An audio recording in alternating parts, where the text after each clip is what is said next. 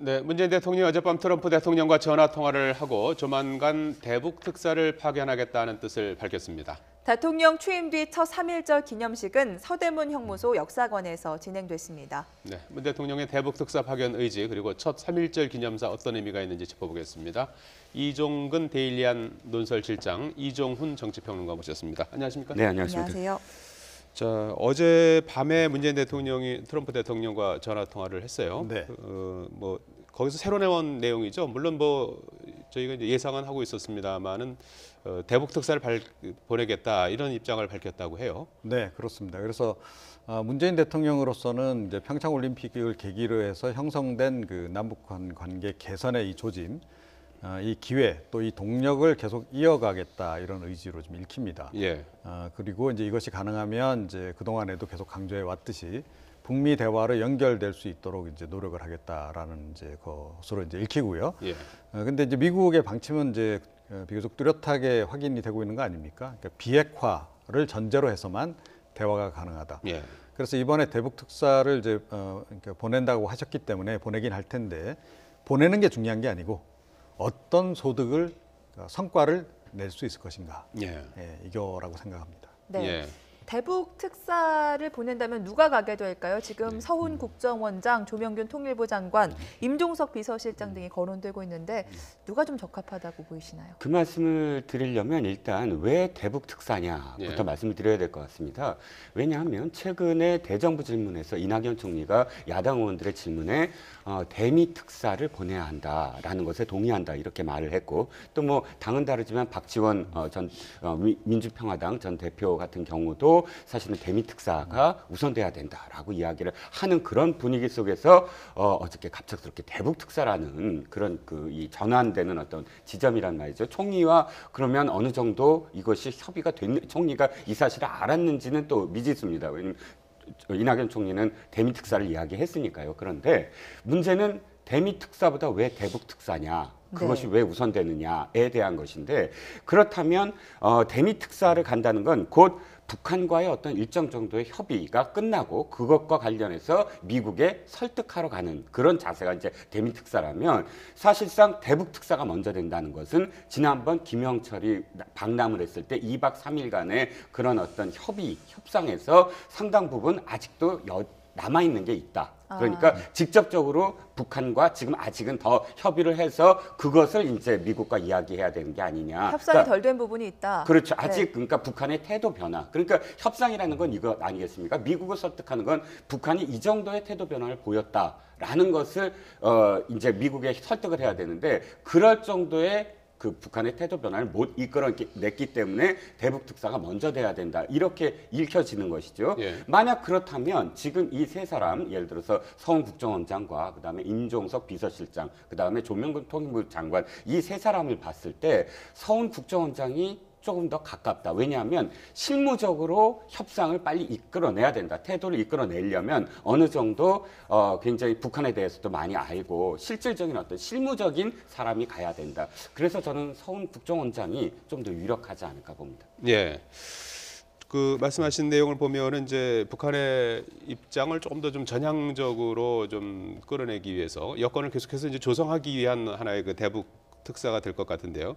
서훈 국정원장이 여전히 유력한 카드로 지금 거론이 되는 것 같아요. 박지원 전 대표, 정동영 의원 같은 경우도 서훈 국정원장이 적임자다 이런 언급을 했어요. 그러니까 이제 뭐 그동안에도 이제 알려진 내용이 이제 서훈 김영철 라인 아니겠습니까? 그 라인에서 계속 이제 활발하게 이제 서로 의견 조율이 좀 이루어져 온 것으로 이렇게 알려지고 있고 이번에 이제 김영철 부위원장이 실제로 한국을 방문했을 때도 이 아예 서훈 국정원장하고 여러 차례 만나서 의견 조율도 꽤 하고 그랬던 것으로 지금 알려지고 있습니다. 그래서 그 라인을 중심으로 해서 앞으로 이 당분간 좀 문제를 풀어가려고 하지 않을까 이렇게 좀 생각이 되고요. 예. 그러니까 북한하고 어느 정도는 의견 조율이 좀 되지 않았나 싶습니다. 그러니까 이 대북 특사 얘기를 우리가 선제적으로 꺼내기는 좀 쉽지 않은 상황이라고 좀 보거든요. 그러니까 미국과의 관계 때문에. 그래서 미국하고도 어느 정도 이게 좀 조율에 자신감이 좀 생긴 그런 상황이 아닌가 이렇게 여겨지고요. 예. 그리고 이제 그 대미 특사 얘기도 이제 말씀을 하셨는데 아마 대북 특사를 보낸다라고 한다면 그 직전에 대미 특사를 먼저 보낼 가능성은 여전히 남아 있다. 이렇게 생각을 합니다. 예. 왜 그렇죠? 그러니까 이제 역시 이제 미국의 의견을 많이 존중한다라고 하는 것, 예. 그리고 이제 한미 공조의 틀을 깨지 않는 범위 내에서 북한과 대화를 한다라고 하는 점을 분명히 하기 위해서 좀 사실은 상징적인 의미가 크긴 한데요. 예. 그럼에도 불구하고 대미 특사를 보낼 가능성 있다. 먼저 보낼 가능성이 있다. 투 트랙으로 이루어질 가능성이 있다 이런 말씀이신가요? 그렇습니다. 파견 시기는 언제가 될 것 같습니까? 뭐 굉장히 이제 빠르면 빠를수록 좋다 이제 이런 분위기인 것 같긴 한데요. 일단 군사훈련이 4월 달에 있습니다. 이제 아직 우리가 연기에 대한 어떤 입장을 안 보이고 있고 미국은 확고하게 이것은 실시될 것이다라는 사인을 보내고 있습니다. 네. 그렇다면 지금 북한은 지금 가장 큰 어떤 고리가 지금 군사훈련에 대한 어떤 이 약속을 받아내는 것이 첫 번째 북한 쪽에서의 어떤 이 협상의 카드라고 보여지는데 4월 달 이 군사훈련의 규모라도 축소를 한다든지 어쨌든 협상은 어떤 방법으로든 해야 되니까 그렇다면 4월 군사훈련을 의제로 삼으려면 3월 최소한 중순 이전까지는 뭔가 그 북한과 이것과 관련해서 이야기를 나눠야만 가능하다. 그러면 최소한 3월 저는 둘째 주에서 셋째 주에는 방북 특사가 있지 않을까. 그렇지 않고 더 늦춰졌다가는 그 군사훈련 이후에 벌어지는 어떤 시점들은 사실 지금 더 앞으로 미지수거든요. 예측 불가능하거든요. 그러면 예측 가능한 순서대로 가야 된다. 예. 그런 의미에서 3월 최소한 셋째 주 이전에 네. 실시될 가능성이 있다는 것이죠. 일정상 보면 3월 9일부터 18일까지 패럴림픽 패럴림픽이. 또 장애인 올림픽 대회가 네. 이제 추가로 열리고 3월 18일이 끝나면 이제 연합훈련과 관련한 일정을 한미가 동시에 발표하기로 이렇게 돼 그렇습니다. 있지 않습니까? 네. 그래서 그 전에 아마 이제 그런 그리고 흐름이 이제 있을 패럴림픽 것 때 같죠. 또 북한 대표단이 또 오기로 하지 않았습니까? 예. 그때 이제 추가로 또 더 얘기가 남북한 간에 오갈 것 같고요. 예. 그 사이에 이제 뭐 당연히 이제 한미 간에는 계속 이제 정보 교류를 할 것이고, 예. 그래서 이제 최종적으로 절충안이 어느 정도 선에서 이제 이루어질지는 모르겠으나, 그러니까 뭐 이제 짐작컨대는 한미 연합 군사 훈련의 규모를 좀 축소한다거나 일정을 조금 더 조정을 뒤로 미룬다거나 하는 선에서. 그러니까 북한이 뭐 추가적인 뭐 핵실험이라든가 또 미사일 발사 실험을 이제 중단하는 조건 뭐 그런 정도에서 그러니까 그런 정도라고 한다면 예비적 회담, 미국이 이야기하는 예비적인 성격의 그런 회담 정도는 가능한 선이 되지 않을까 이렇게 여기지긴 하는데 조금 더 지켜봐야 되겠습니다. 예. 네. 북한에게는 이제 비핵화 의지를 좀 가져달라고 우리가 끊임없이 어떤 형태로든 지금 촉구하고 이제 있는 상황이고요. 그렇죠. 표현을 이제 해야 되는 거죠. 미국에게는 이제 대화의 문턱을 좀 낮춰 달라고 바로 지금 그겁니다. 네. 예, 하고 있는 그런 상황인데 여기에 대한 정동영 민주평화당 전 통일부 장관의 얘기를 잠깐 좀 들어보시겠습니다. 트럼프 정부는 어떤 면에서는 단순하죠. 계산만 맞으면 하거든요. 그러니까 이념으로 하는 게 아니기 때문에. 그래서 트럼프 대통령 아까 앞에 말씀하시던데 중간 선거를 앞두고 있기 때문에 정치인이잖아요. 그 미국을 어떻게든지 끌어당겨야 하고 그러기 위해서는 명분을 줘야 하는데 북으로부터 지금 특사가 가서 최소한 받아내야 할 말이 이 비핵화는 김일성 주석의 유훈이다. 그것은 10년 전에 제가 김정일 위원장 만났을 때 이끌어낸 말입니다만 그 말이라도 나오면 저는 북미 대화 테이블이 열릴 수 있다고 생각합니다. 정동영 의원 같은 경우는 노무현 정부 때 대북 특사 경험이 있는데 이번에 대북 특사를 파견한다면 최소한 비핵화 얘기는 받아내야 된다라는 입장인 것 같아요. 네, 그렇습니다. 그런데 10년 전과는 무엇이 다르냐면 10년 전 정동영 장관이 방북을 했을 때 김정일 위원장으로부터 받아냈다는 말은 사실 비핵화, 핵이 없었을 때 비핵화가 유물이다 이런 말이었는데 지금 10년 후 지금의 시점은 핵이 있다는 얘기입니다. 그러니까 핵이 있는데 비핵화라는 말을 할 수가 없다. 김정은이 지금 그것을 유은이라고 할 수 없다는 것을 전제로 해서 지금 듣는다면 아마도 뭐 핵을 일단 뭐 우리가 더 이상 핵 실험을 안 한다 정도가 지금 김정은이 할 수 있는 북한으로 봤을 때 최선의 말이지 거의 지금 북한에서 하는 어떤 입장은 뭐냐면 군축 회담을 하자는 그런 어떤 제의거든요. 그러니까 우리의 핵을 전제로 해서 미국도 핵을 축소해라. 그러니까 우리의 미국과 북미 회담은 미국이 핵을 축소하고 우리도 그렇다면 우리도 축소하겠다라는 군축 회담을 지금 그런 어떤 수준에서 이야기하고 있기 때문에 정상관의 저 발언은 사실 현재 좀 그러니까 좀 시기적으로는 좀 안 맞는 부분이 좀 있죠. 그런데 이제 한 가지 이제 좀 긍정적인 신호는 그러니까 김영철 부위원장이 이번에 이제 왔을 때 그러니까 이제 우리 당국하고 대화하는 과정에서 그러니까 핵 보유국 인정이라고 하는 전제 조건 대화, 그 부분, 북미 대화의 시작의 그렇죠. 전제 조건이죠. 그 네. 조건에 대해서는 뭐 그러니까 조건을 좀 철회할 그런 의지를 약간 내비쳤어요. 그렇다면 이제 이것도 북한이 약간 한 발 뒤를 한 발 정도, 한 발이라기보다는 반발 정도라고 봐야 되겠네요. 반발 정도 뒤로 물러선 조짐은 분명히 있다는 거죠. 여기서 이제 얼마나 더 우리 정부가 이제 북한 김정은 위원장을 설득을 해서 한 발 정도, 그러니까 미국이 보기에 의미 있는 진전이라고 볼 정도의 그 양보를 얻어내는 것.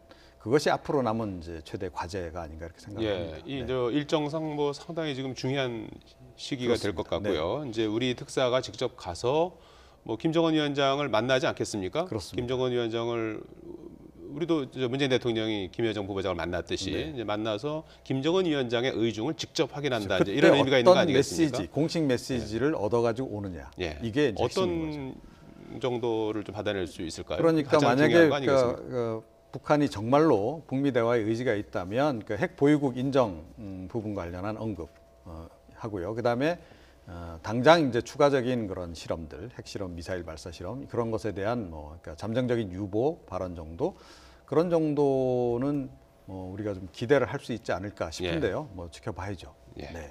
문제는 미국의 지금 입장입니다. 미국은 지금 밀시 상원 의원이 VOA 미국의 소리의 인터뷰를 통해서 첫 번째 지금 문재인 대통령의 문턱을 낮춰라, 미국의 문턱을 낮춰야 된다라는 필요성에 대해서 이해할 수 없다라고 정면으로 반박을 했고 또 미국의 입장은 분명하다. CBID, 그러니까 미국의 북핵과 관련한 입장은 완전하게 되돌이킬 수 없는 검증 가능한 플랜을 내놔라. 그렇지 않으면 그 어떤 것으로도 돌아갈 수 없다라고 이야기하고 있고 마지막으로 눈여겨볼 대목이 어떤 대목이냐면 자 미국의 트럼프 대통령이 지금 이 압박에 대해서 만약에 북한이 흔들리지 않으면 그 다음에 상상할 수 없는 이 방법으로 그 다음 순서로 갈 것이다라고 이야기한 것에 대해서 문재인 대통령도 동의하느냐는 기자의 질문에 이렇게 대답을 했습니다. 내가 직접 이번에 평창 만나서 만났을 때도 대답을 들었고 펜스 부통령도 문재인 대통령으로부터 대답을 들었고 트럼프 대통령도 대답을 들었다. 확고하게 문재인 대통령은 그 점에 대해서 동의하고 있다. 지금 이 발언은 군사적인 옵션은 사실 암시하고 있었거든요. 그렇기 때문에 지금 방북을 해서 우리가 들어야 되는 말이 뭐 정동영 전 장관 정도의 애매모호한 표현을 지금 트럼프 대통령이 받아들일 수 있느냐? 저는 거기에 대해서는 지금 확고부동한 그러니까 아까 이 굉장히 비즈니스적인 그런 측면이다. 트럼프 대통령은 이념적이지 않다고 했는데 사실 표현이 거칠어서 그렇지 2017년도부터 매티스 장관한테 핵태세 보고서를 작성하라라는 지시에서부터 지금까지 흘러온 어떤 안보적인 어떤 측면 또 한반도에 대한 측면을 정책적인 측면만 바라본다면 일관돼 있다는 거예요. 그러니까 말이 표현이 거칠고 거기에 그 트위터의 어떤 내용에 흔들리지 않는다면 그래서 트럼프의 어떤 의지 또는 미국의 지금의 어떤 그 상황에 대해서 너무 쉽게 생각하는 게 아닌가라는 생각도 듭니다. 북미 대화가 시작되려면 우리 정부의 중재 노력이 중요할 것 같습니다. 자, 이번에는 어제 3.1절 기념식 얘기를 나눠보겠습니다. 99돌 3.1절 기념식이고 문재인 대통령 취임 후 첫 3.1절 기념식이었는데 평소에 열리던 세종문화회관이 아니라 서대문 형무소 역사관에서 열렸습니다. 특별한 의미가 있었다고요. 네, 그러니까 이제 워낙 이제 그쪽에서 항일 열사들께서 이제 희생을 많이 당하셨고 또 3.1 운동 관련해서도 그때 주로 이제 옥고를 치르신 분들이 그쪽에서 이제 옥고를 치르셨기 때문에 그러니까 굉장히 의미 있는 장소죠. 그러니까 역사 바로 세우기의 한 일부다라고 저는 생각을 합니다. 그런데 문재인 대통령은 특히 이 서대문 형무소를 굉장히 그러니까 대선 후보 시절부터 중시해 왔죠. 그래서 대선 기억하실지 모르겠습니다만 그 출정식도 여기서 했습니다. 그리고 지난해 이제 대통령 이제 되기 전에 3.1절 행사 때도 그때 이제 뭐 야권의 어찌됐건 유력한 대권 주자였죠. 그런데도 세종문화회관에 가지 않고 3.1 기념 행사를 이 서대문 형무소로 갔습니다. 이제 올해 같은 경우에는 최초로 그러니까 정부 주관으로 이제 하는 행사를 이제 이곳에서 열은 거고요. 아시다시피 이제 뭐 내년이면 이제 100주년이 되는데 내년에도 아마 여기서 이제 열지 않을까 이렇게 여겨집니다. 그래서 앞으로도 쭉 이쪽에서 이제 열려고 할 것 같고요. 뭐 개인적으로도 굉장히 각별한 관심이 있는 것 같고 또 노무현 정부 시절에 이제 그 못다한 역사 바로 세우기를 좀 더 완결을 짓겠다 이런 의지도 좀 읽힙니다. 어제 문재인 대통령 3.1절 기념사를 통해서 일본을 강도 높게 비판했습니다. 잠깐 들어보시겠습니다. 이렇게 대한민국을 국민이 주인인 민주공화국으로 만든 것이 바로 3.1운동입니다. 위안부 문제 해결에 있어서도 가해자인 일본 정부가 끝났다라고 말해서는 안 됩니다. 전쟁 시기에 있었던 반인륜적 인권 범죄 행위는 끝났다는 말로 덮어지지 않습니다. 우리는 앞으로 광복 100년으로 가는 동안 한반도 평화공동체, 경제공동체를 완성해야 합니다. 분단이 더 이상 우리의 평화와 번영에 장애가 되지 않게 해야 합니다.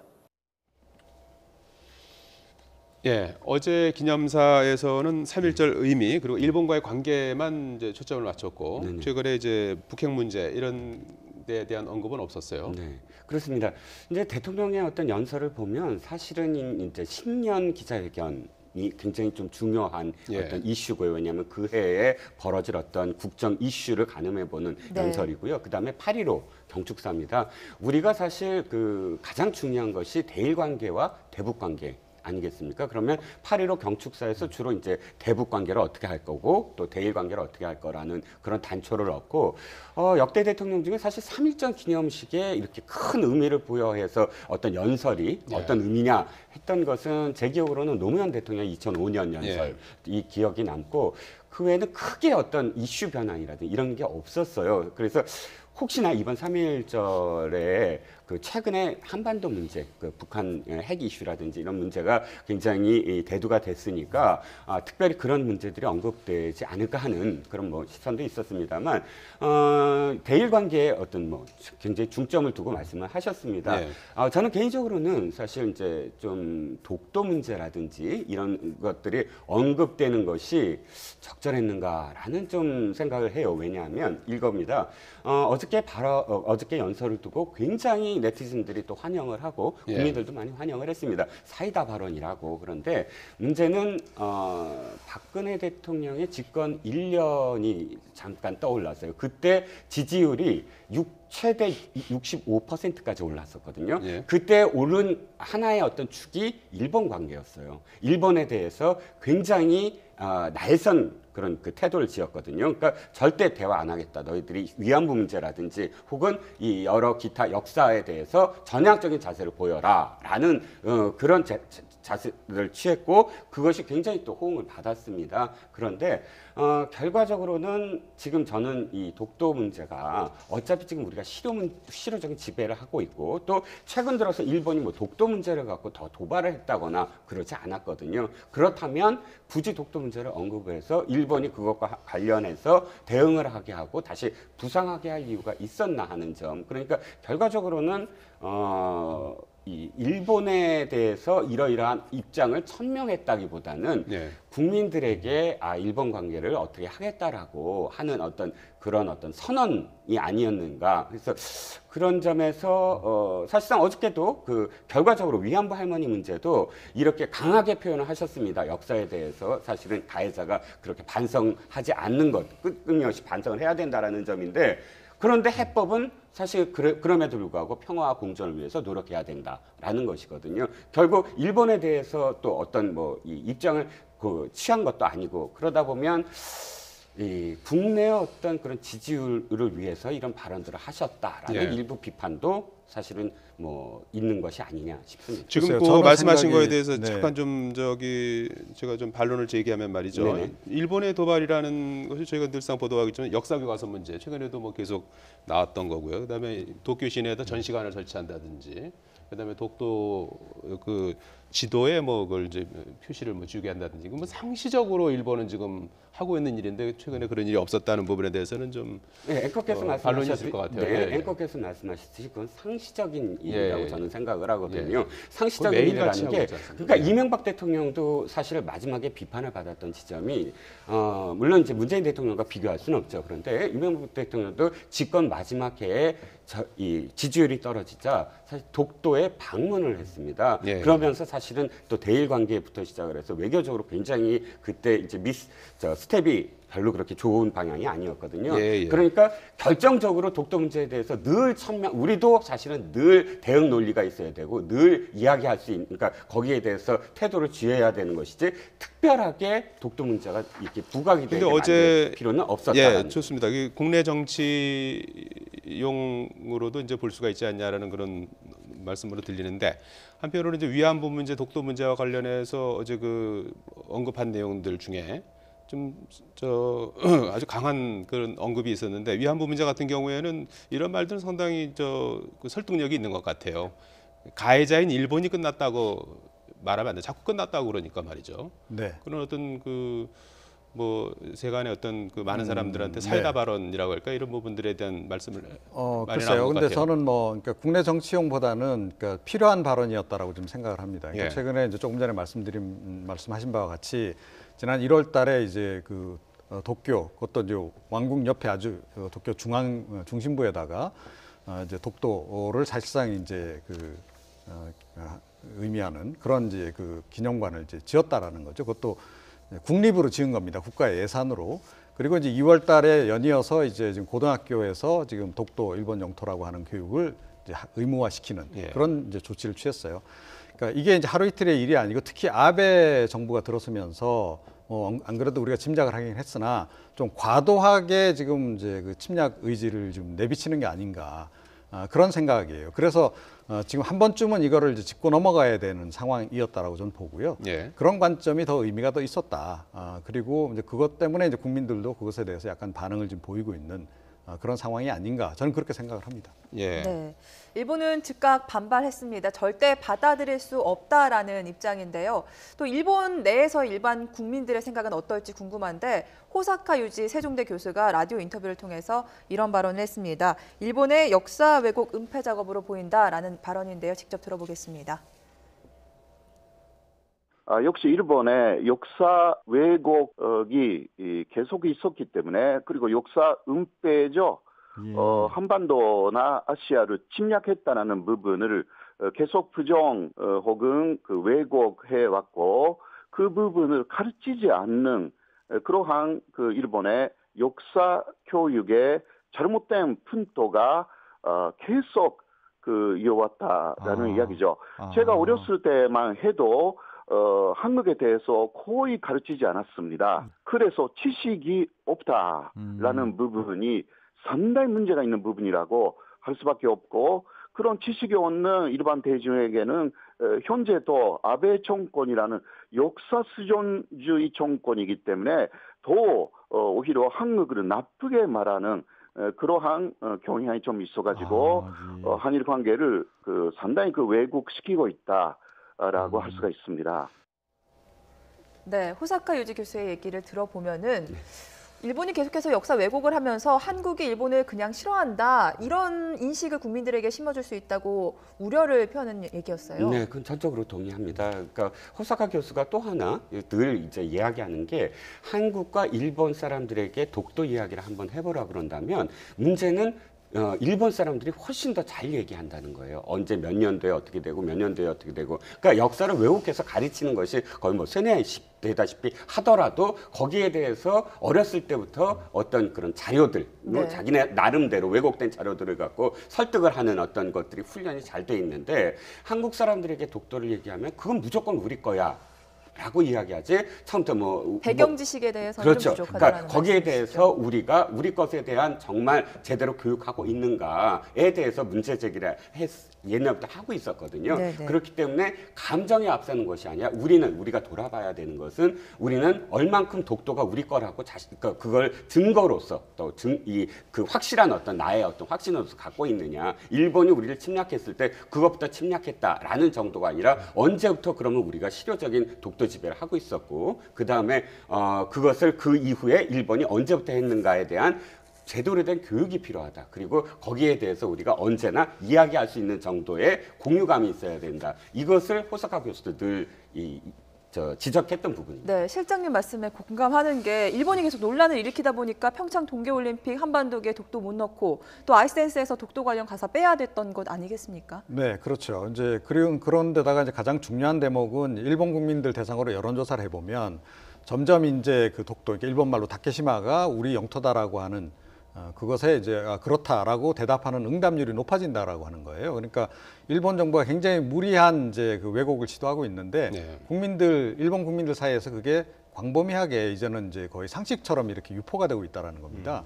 자, 그런 점도 우리가 좀 예의주시해 봐야 되는 거고 그냥 넘어가서는 안 된다. 그래서 우리 정부라도 나서서 계속 독도는 한국 땅이다라고 하는 것을 그러니까 인지를 시키는 노력이 좀 필요하다. 그렇게 생각합니다. 그래서 우리 국내에서 역사 교육도 중요하고 네. 일본 국민들에게도 직간접적으로 이걸 홍보할 수 있는 수단을 빨리 강구를 해야 한다. 이렇게 생각합니다. 예. 독도와 관련해서 문재인 대통령은 어제 독도는 일본의 한반도 침탈 과정에서 가장 먼저 빼앗긴 우리 땅이다. 이렇게 하면서 일본이 그 사실을 부정하는 것은 제국주의 침략에 대한 반성을 거부하는 것이나 다름없다. 아주 강도 높게 그런 부분에 대한 언급도 있었습니다. 임시정부 수립과 관련해서 이 1919년 임시정부 수립을 대한민국의 건국으로 봐야 된다. 이렇게 말한 부분에 대해서 어떻게 봐야 되는 겁니까? 네, 그러니까 건국절 논란이 있지 않았습니까? 그러니까 보수 진영 쪽에서는 뭐 국가의 어떤 3요소가 갖춰져 있지 않기 때문에 1919년 이제 상해 임시정부 수립을 이제 우리 이제 건국으로 이제 볼 수 없다라고 지금 이야기를 좀 하고 있죠. 그래서 예. 1948년을 이제 기점으로 이제 삼고자 지금 자꾸 이제 노력을 좀 하고 있는 건데 그것에 대해서 좀 더 다시 한번 분명히 한 그런 그 발언이었다라고 저는 생각을 하고요. 이것도 역시 역사 바로 세우기의 한 차원에서 이루어진 일로 일단 이렇게 이해가 됩니다. 예. 네. 자, 이 문재인 대통령의 기념사에 대해서 정치권 반응도 엇갈리고 있는데 특히 보수당을 중심으로 이 북핵에 대한 언급이 없었던 거에 대한 부정적인 기류가 나오고 있습니다. 네. 아까도 말씀드렸지만 3.1절 기념사에서 북한과 관련한 대북 관계와 관련한 뭐 어떤 이슈를 꺼낸 적이 제가 좀 찾아봤는데 많지 않아요. 보면은 3.1절이면 되게 이슈는 뭐 대일 관계라든지 혹은 뭐 민족적인 어떤 부분 이런 부분들에 집중됐기 때문에 그런데 문제는 어쨌든 최근에 사실 그 엄중한 한반도 분위기 때문에 혹시 언급이 있지 않을까 하는 그런 기대감이 분명히 있었겠고요. 예. 보수 야당에서 반발하는 부분 중에 가장 큰 부분이 지금 아까 말씀하신 그 건국 100주년, 그러니까 건국 70주년, 올해가 네. 건국 70주년이라고 보수에서는 바라보는 것이고 1948년도에 이 헌법이 그러니까 네. 헌법이 발효가 되고 그런데 그것을 다시 되돌려서 그러니까 이명박 정부와 박근혜 정부가 이야기했던 건국절을 되돌려서 이제 정부 수립 100주년 네. 내년이 이제 상하이 임시정부 수립을 그렇게 된 어떤 상황에서는 아마도 일단 박근혜 정부와 이제 이명박 정부를 지지했던 또 이 역사관을 지지했던 층에서는 아마 이제 앞으로도 또 논쟁이 벌어지지 않을까 싶습니다. 자, 오늘 나온 여론조사 결과를 잠깐 살펴보겠습니다. 갤럽 여론조사인데요. 64% 문재인 대통령 국정 지지도 최근에 한 60% 중반 정도에서 달리고 있는 것 같아요. 지난주에 비해서는 조금 하락했어요. 지난주에가 좀 많이 좀 4%포인트 이제 올라갔다가 다시 이제 64%로 내려왔는데요. 어떤 의미로 봐야 되는 겁니까? 예, 그러니까 이제 이 평창 올림픽에 이제 북한 팀 또 이제 응원단, 예술단 이 파견 문제가 이제 쟁점이 되면서 그 사이에 이제 여러 가지 이제 특히 단일팀 관련해서 뭐 우리 선수들에게 불이익이 결국 가지 않겠냐라고 하는 논란도 있었고 그 과정에서 이제 문재인 대통령의 지지율이 좀 하락세로 좀 돌아섰죠. 그 이후에 이제 약간 이제 등락을 거듭하고 있긴 한데 지금 60%대 중반에서 지금 왔다 갔다 합니다. 그러니까 그 최근에 이제 지지율이 추가로 좀 이제 약간 올랐다가 다시 이제 내린 그 변수는 역시 이제 김영철 부위원장의 방안과 관련한 논란이 아니었나 이렇게 생각을 합니다. 그래서 이게 이제 자유민주당을 중심으로서 제기하고 있는 이제 이른바 그 종북 논란, 그러니까 종북 이슈, 종북 프레임이 완벽하게 지금 이제 작동하고 있다고 보기는 좀 어려우나 그럼에도 불구하고 우리 정부가 좀 과도하게 그러니까 북한에 좀 끌려다니고 있다라고 하는 인식들은 좀 국민들 사이에 있는 것 같습니다. 그래서 그것이 지금 지지율에도 반영이 돼서 나타난 상황이 아닌가 이렇게 생각을 합니다. 네. 자, 이어서 정당 지지도도 저희가 좀 보도록 하겠습니다. 민주당이 현재 4% 떨어지고 포인트 떨어지고 한국당이 2%포인트 약간 상승한 것 같아요. 역시 김영철 방난과 관련해서 이런 영향을 받은 거라고 보시는지요? 근데 사실 정당 지지도는 제가 보기에 그 한 몇 개월간 계속 지켜보더라도 플러스 마이너스 오차범위 내에서만 움직이지 각 정당이 큰 차이로 출렁이거나 물론 이제 그 바른당과 이제 이 통합해서 국민의당이 통합할 때 약간 좀 미세한 차이가 있었습니다만 큰 차이가 없습니다. 가장 중요한 것이 지금 보고 계신 그 정당 지지율을 다 합쳤을 때 약 한 70 몇 퍼센트, 75% 내외입니다. 그러면 나머지 25% 내외가 한 번도 움직인 적이 없어요. 어떤 정당이 뭐 합치던가 아니면 뭐 어떤 외적인 어떤 요인들이 있었음에도 불구하고 우리가 보통 무당층이라고 표현하거나 부동층이라고 표현하는 그 25%는 한 번도 움직인 적이 없거든요. 그렇기 때문에 지금의 어떤 정당 지지도의 미세한 차이를 뭐 특정 어떤 이슈로 이렇게 판단하는 건 뭐 적절치 않다고 보고요. 도리어 이제 그렇다면 제1야당이나 혹은 나머지 이 야당들이 앞으로 어떻게 해야 될 것인가. 그럼 뭐 저는 이 부동층이 움직일 때만이 하나의 판이 어떤 흔들리지 않느냐. 부동층의 어떤 변화가 앞으로 계속 우리가 지켜봐야 될 어떤 대목이 아닌가 싶습니다. 지금 바른미래당 같은 경우는 한번 짚어봐야 될 것 같은 게 통합 전보다 합친 것보다 좀 못하다 이런 분석도 있습니다. 컨벤션 효과가 거의 없었다고 봐야 되겠죠. 그러니까 한 주 정도가 아마 갤럽 조사에서 약간 좀 올랐던 걸로 전 기억을 하고요. 지금 물론 이제 그 다음 이슈가 없습니다. 만약에 이슈를 만들려면 아마도 이제부터는 이 출마 선언, 그러니까 특정 지역에 누가 출마 선언을 하고 인물론으로 가야 될 것 같아요. 아직은 무슨 바람이거나 구도를 형성하지 못하고 있으니까 그러니까 이제 지방선거에 있어서 이런 인물들이 어느 지역에 나온다라고 하나의 어떤 미래에 대한 어떤 투표를 할 수 있게 만들면 어느 정도 지지율을 움직일 텐데 지금의 입장에서 어떤 이슈를 만들어낸다거나 이런 것들이 불가능한 어떤 상황이 아니겠냐 싶습니다. 여론조사 조금 이제 추가 설명을 드린다면요. 그러니까 지난주에 이제 사실은 더불어민주당 지지율이 좀 올랐었죠. 그랬다가 이제 좀 약간 환원된 그런 측면이 없잖아 있는데 가장 이제 변화가 없는 것이 이제 바른미래당의 이제 지지율입니다. 그러니까 워낙 이제 바른정당과 국민의당으로 있을 때 각 당이 두 개 당이 가지고 있던 것을 단순 합산을 하게 되면 한 15% 거기다 이제 시너지 효과 또 컨벤션 효과를 더해서 한 20%대까지는 올라가기를 아마 기대를 했을 텐데요. 그거하고 오히려 역방향으로 좀 움직이고 있을 뿐만 아니라 지금 현재의 지지율을 보게 되면 바른정당의 지지율만 그대로 남아있는 상황이라는 거죠. 그러니까 두 당이 합치기 전에 바른정당이 한 8% 정도 나오지 않았습니까? 자, 이런 상황이라 그러면 이제 그 상당수가 유보층으로 돌아섰다. 그러니까 과거 국민의당을 지지하던 분들 중에서 약간 진보적인 성향인 분들은 더불어민주당으로 좀 되돌아간 것 같고요. 그리고 이제 보수 성향 일부도 오히려 지금 자유한국당 쪽으로 조금 이제 돌아선 게 아닌가. 그리고 나머지 분들은 그러니까 부동층화되는 관망세로 돌아선 그런 그 상황인데 왜 그럴까를 이제 분석을 해 본다면. 최근에 그 의미 있는 그런 그 어떤 행보를 보이고 있지 못하다라고 하는 거고요.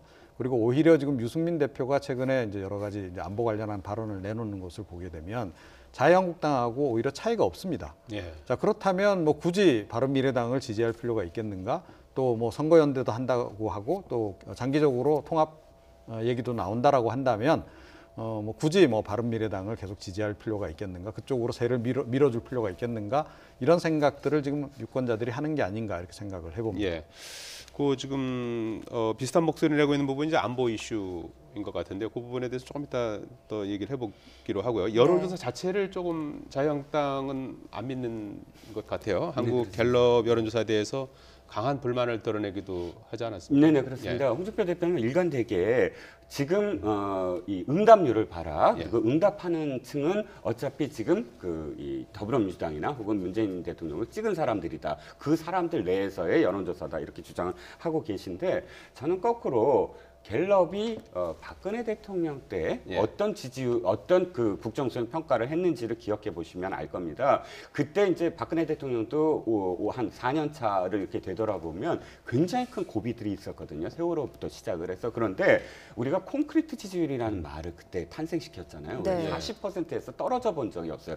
한 번 한 20%대로 갔다가 다시 또 복원이 됐습니다. 몇 주 만에. 그러니까 이 30%에서 40%대의 박스권을 형성하면서 아주 튼튼히 그 고정적인 어떤 지지율을 보였고 또 갤럽도 그렇게 지금 나타났었습니다. 당시에. 그런데 그때 당시 민주당의 전신, 통합민주당, 민주통합당이나 어쨌든 민주당이 지금 홍준표 대표가 똑같은 문제 제기를 했어요. 도대체 이렇게 큰 사안이 벌어졌는데도 불구하고 박근혜 대통령의 지지율이 떨어지지 않는 건 이 조사가 잘못됐다라고 문제를 제기했거든요. 그때 당시에 새누리당은 어떤 입장이었냐면 여론조사가 틀릴 리가 있느냐라는 입장이었어요. 그러니까 지금 홍준표 대표가 이 말씀하신 거 그 당시에 그 똑같은 여론조사 기관이 똑같이 했는데 다만 그 지지율이 내 마음에 들지 않는다고 해서 이 지지율은 이 지금 여론조사는 잘못됐다라고 표현할 수는 없다는 것이죠. 네, 그런데 홍준표 대표 같은 경우에는 이 여론조사도 못 믿겠고 또 신문도 못 믿겠고 방송도 못 믿겠고 이제 믿을 것은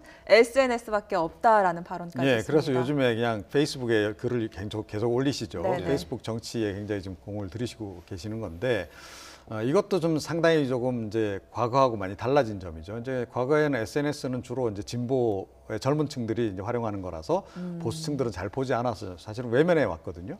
그러다가 이제 전략을 바꾼 건데 그 전략이 좀 유효한지 저는 잘 모르겠어요. 여전히 SNS는 우리나라에서는 그래도 젊은 층들이 많이 좀 사용을 한다는 거죠. 그런데다가 조금 전에 이제 과거 이제 말씀을 하셨는데 더불어민주당도 과거에 이제 여론조사 탓, 언론 탓 한 적이 있습니다. 그런데 지금 홍준표 대표가 똑같이 해요. 그런데 이게 결과적으로는 이게 굉장히 망하는 지름길로 갈 수도 있다라고 저는 생각을 해요. 2012년 대선 때를 좀 생각을 제가 다시 한번 말씀드리고 싶은데 그때 종편이 너무 보수적이다 그래서 더불어민주당 쪽은 뭐 대선 후보는 말할 것도 없고 아예 그 국회의원들 출연을 정지를 시켰거든요. 자, 그런데 그때 결국 그 대선에서 패하지 않았습니까? 그래서 그 이후에 나온 대선 평가 보고서에서 그때 종편에 좀 더 적극적으로 대응을 했어야 하는데 그걸 못한 것이 이게 패착 가운데 하나다라고 하는 분석 결과까지 나왔고 그래서 이제 지난해 대선 때는 오히려 더 적극적으로 이제 종편에도 다 출연도 하고 뭐 이런 식으로 이제 전환을 했다는 거죠. 그런 과거 더불어민주당이 했던 그 오류를 지금 거의 반복하시는 거 아닌가 이런 생각이 좀 들어요. 그런데다가 뭐 한국 갤럽의 그 여론조사 결과는 비교적 그래도 이렇게 계속 정례조사 결과 같은 경우에는 특히 신뢰도가 좀 높은 것으로 판단이 되기 때문에 이거를 적극적으로 참고해서 활용할 생각을 하셔야지 자꾸 비난만 하실 일은 아니다 이렇게 생각합니다. 한 가지만 좀 여쭤볼게요. 아까 자유한국당과 바른미래당이 이제 비슷한 목소리를 내고 있는 분이 안보 이슈 아니겠습니까? 이런 걸 토대로 해서 수도권에서 선거 연대로까지 이어지지 않느냐 하는 그런 전망도 나오는 것 같아요. 이를테면 뭐 안철수 전 대표가 서울시장 후보로 출마하고 뭐 경기도나 인천은 뭐 후보를 내지 않는다든지 이런 식의 어떤 그 연대 가능성들이 솔솔 나오는 것 같아요. 언론에서 그 묵시적 연대라고 이미 뭐 명시를 하던데 저는 이렇게 봅니다. 정치는 생물이기 때문에 어떻게 될지 모르겠죠. 그런데 문제는 지방자치 선거라는 것은 이 광역단체장만 찍는 것은 아니거든요. 광역단체, 그러니까 예를 들어서 서울시 그러면 서울시 장만 뽑는 것이 아니라 서울시 의회 의원들도 뽑아야죠. 구청장 뽑고 구의원들도 뽑아야죠. 그런데 서울시장을 만약 안 나간다고 했을 때 연계돼서 서울시 의원이라든지, 그러니까 저희가 투표용지는 다 함께 찍히지 않습니까? 그럴 때 그 서울시장이 없었을 때 서울시 의원들만 예를 들어서 자유한국당이 이렇게 써져 있었다? 그것도 사실은 굉장히 불리하거든요. 서울시 의회 선거도 그렇고 여러 가지 측면에서. 그런데 시작부터 우리가 연대를 한다라고 표명할 수는 없어요. 그렇기 때문에 분명히 우리는 절대 안 할 것이다라고 갈 겁니다. 근데 연대 가능성은 마지막이죠. 당과 당의 연대는 절대 없을 것이고, 왜냐하면 그 수많은 지방의회에 지방 또 선거에 나가려는 사람들을 꺾을 수가 없는 것이거든요. 그런데 문제는 마지막 순간에 광역단체에서 몇 곳은 당대 당으로 가서 우리가 그러니까 그 후보자들의 어떤 그런 의사로, 예를 들어 나는 사퇴하겠습니다, 이렇게 후보자들의 의사로서 하나의 어떤 그런 연대가 자연스럽게 형성이 되는 결과는 있을 수 있어도, 당이 직접 나서서 우리가 어느 지역에서는 안 낼 테니까 이쪽에는 내지 마라 해서 투표용지에 반영이 되게 만들지는 않을 것이다. 왜냐하면 어떤 지역도 그 가장 하위 단위의 그런 의원들이 나가야만 그 정당의 어떤 그 의회를 구성할 수가 있다. 그 이유 때문입니다. 근데 극적인 상황 변화가 없으면 사실은 선거연대 가능성이 굉장히 높다, 이렇게 생각을 합니다. 왜냐하면 이제 극적인 그 변화라고 하는 것은 그야말로 이제 바른미래당의 지지율이 정당 지지율이 한 30%, 그래서 자유한국당을 압도하는 정도 선.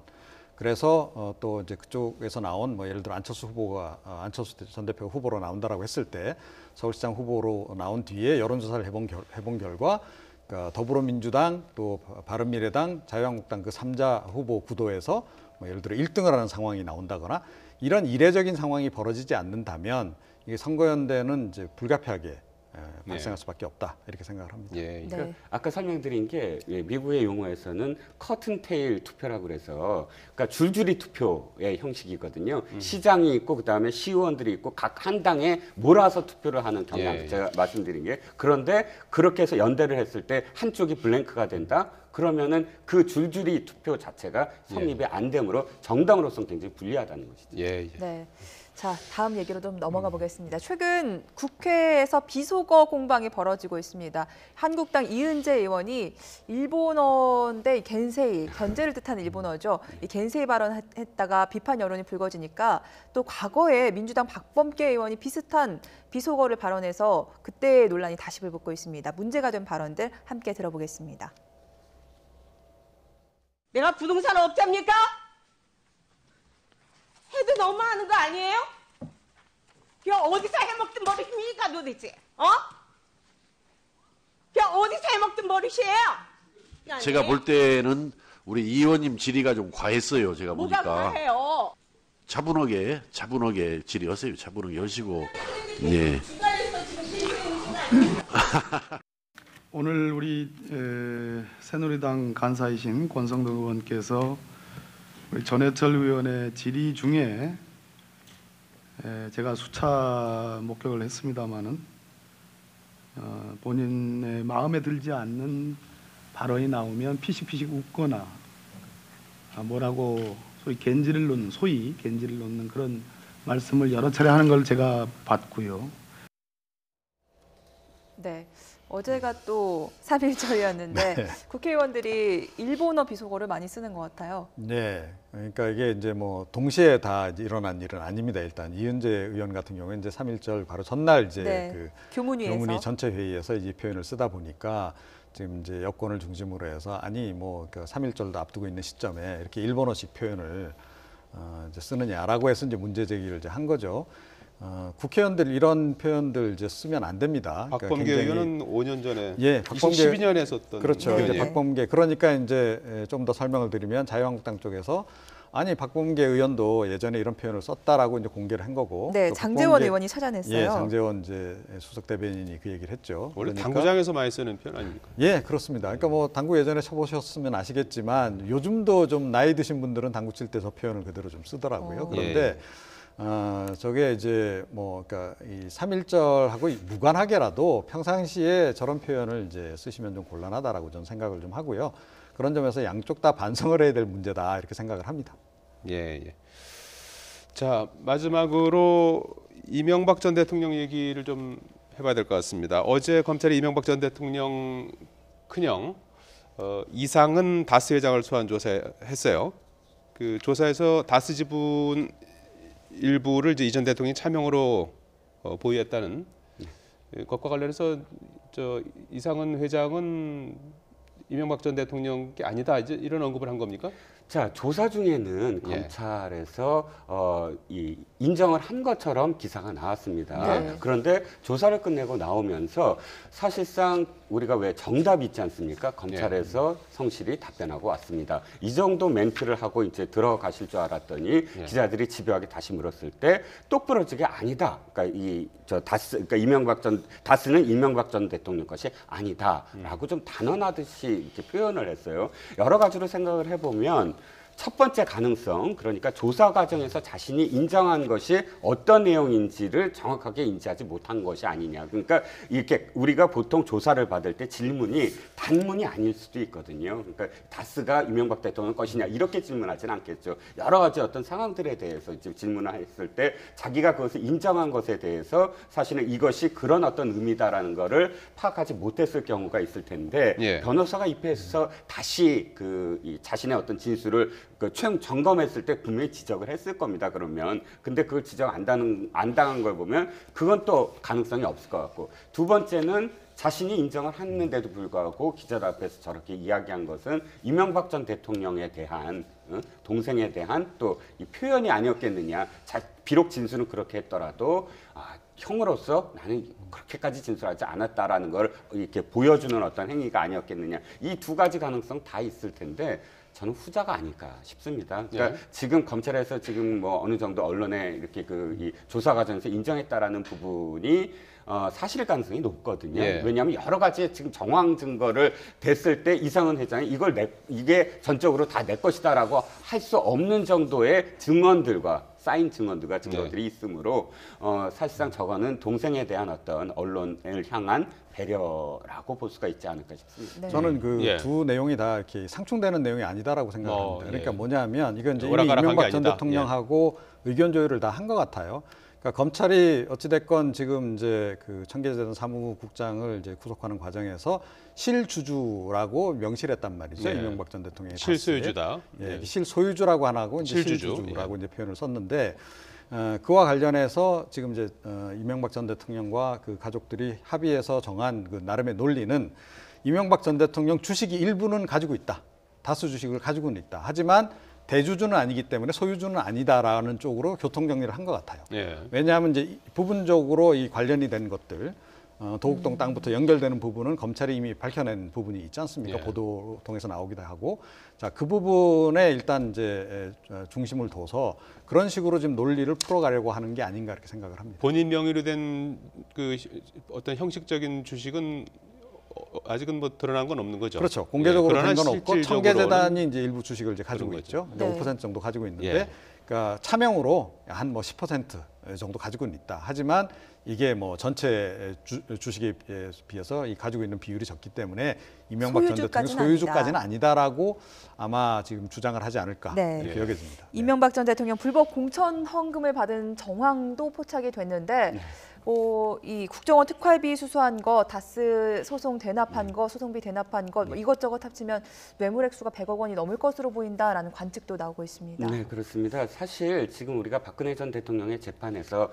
우리가 학습됐듯이 실질적으로 가장 무거운 형량이 나올 수밖에 없는 것은 뇌물죄거든요. 그런데 지금 거의 직접적인 뇌물죄라는 것이죠. 이명박 대통령의 어떤 그런 수수한 어떤 부분들을 보면, 그러면 우리가 이제 짐작할 것이 뭐냐면 이명박 전 대통령이 언제쯤 소환될 것이냐라는 점이에요. 지금 100억이 넘는다는 기사의 말미에 언제나 나오는 것이 이런 새로운 사실들 때문에 좀 더 늦어지는 것이 아니냐 뭐 이렇게 써져 있는데, 사실상 저는 그렇다고 봅니다. 왜냐하면 전직 대통령을 부르는 것은 여러 차례 뭐 소환을 할 수는 없는 부분이고, 한 차례 정도의 어떤 소환으로 모든 것들을 다 사실 끝낸다면 모든 것들이 사실은 완벽하게 거의 이 준비가 되고 증언이 다 짜맞춰지고 또 증거들이 수집이 된 상황에서 한 번에 끝내야 된다라는 것이 검찰의 부담이라면, 오늘 이제 정도원 의원의 김인영 여사와 관련된 발언도 사실 굉장히 시기적으로 탁 들어맞는 발언이다. 내용의 진위와 상관없이 사실상 이명박 전 대통령이 검찰에 소환되기 직전에 언급되어야 될 부분이 김인영 여사 부분이거든요. 지금 다 됐습니다. 아들 이시영 씨, 또 조카 이동영 씨, 또 형들 덕분에 형 다 소환이 됐습니다. 그런데 사위? 그렇죠. 사위까지. 그런데 결정적으로 김용 여사와 관련된 문제들이 이제 불거져 나오기 시작해서 회자되고 참고인 신분으로 소환 조사를 할 수도 있다라는 정도의 검찰이 흘려준다면 아무래도 그 압박감은 이명박 대통령이 내가 나와서 다 해명할 수밖에 없다. 라는 결심을 할 수밖에 없는 상황이 되는 게 아니냐. 그렇기 때문에 앞으로 이 점에 있어서 당장 뭐 다음 주다 이거보다는 그래도 3월 이내에 한 2, 3주 정도의 그 시간이 지금 소요되지 않을까 싶습니다. 지금 말씀하신 이명박 전 대통령 한때는 뭐 최측근에서 지금은 이제 저격수로 변신한 정두원 전 의원의 발언이 또 파장을 일으키고 있는데요. 잠깐 들어보시겠습니다. 대통령 선거 과정에서 이제 알 수 없는 일들이 많이 벌어졌습니다. 사실 고비가 한 세 번이나 있었는데 어떤 거 지금 말씀하시는 거죠? 그거는 지금 제가 죽기 전에나 말할 수 있는 일들이 있거든요. 그게 이제 대통령 후까지 이어집니다.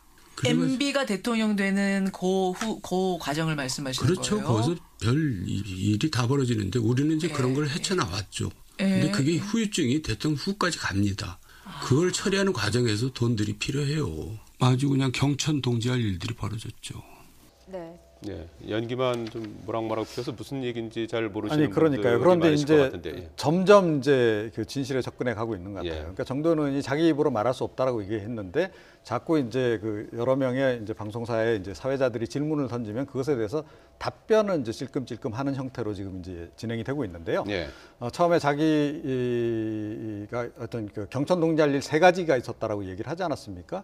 이제 그 중에 한 가지가 김용 여사와 관련된 거냐고 하니까 그렇다라고 대답을 했고, 그게 돈 문제냐고 얘기를 하니까 돈 문제였다라고 얘기를 하고 있고, 그리고 그래서 자기가 개인 돈도 좀 활용하고, 또 이제 각서도 써주고 뭐 그랬다라고까지 이야기를 한단 말이죠. 그러면 김윤옥 여사가 저지른 그러니까 그 경천 경천 동지할 일이 과연 무엇인가? 그러니까 금전 문제인 건 확실해요. 그렇다고 그러면 이건 뭐 불법 정치 자금을 이제 수수한 그런 경우이거나 아니면 사적으로 뭔가 하여튼 좀 잘못된 자금을 이제 갖다 쓴 그런 경우일 것 같은데요. 그러니까 그 부분은 이제는 뭐 할 수 없죠. 그러니까 정도원 의원이 이야기를 하지 않는 이상은 검찰이 규명을 하는 수밖에는 지금 없는 상황이 아닌가 이렇게 생각을 합니다. 지금 내용을 좀 보면 저는 생각이 좀 다른 게, 자, 불법 만약 그 정치자금 수수다 했을 때 그 이후에 연결이 된다면 사실상 우리나라에서 전직 대통령 중에 이명박 대통령만큼 재산가가 있을까요?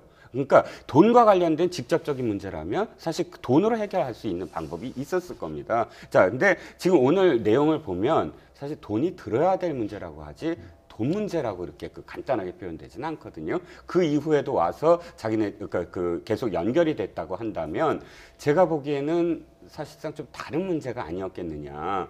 그러니까 뭐 근데 사실 좀 적절하진 않죠. 이 정도의 어떤 워딩으로 우리가 김용 여사가 어떻다 저떻다라고 언론에서 이렇게 추측하는 것은 사실 예단하고 추측하는 것은 저는 좀 적절하지는 않다고 봅니다. 그런데 어쨌든 제가 이제 그 평론가님 말씀을 왜 받냐면 우리가 너무 어떤 식으로 몰아갈 수는 없다. 굉장히 지금 오늘 발언들이 모호한 어떤 상황이다라는 점 때문에 제가 말씀을 드렸습니다. 그런 부분이 논란이 되고 있기 때문에 잠깐 달아봤습니다. 이종근 데일리 한돈설 실장, 이종훈 정치평론가였습니다. 두 분 고맙습니다. 감사합니다.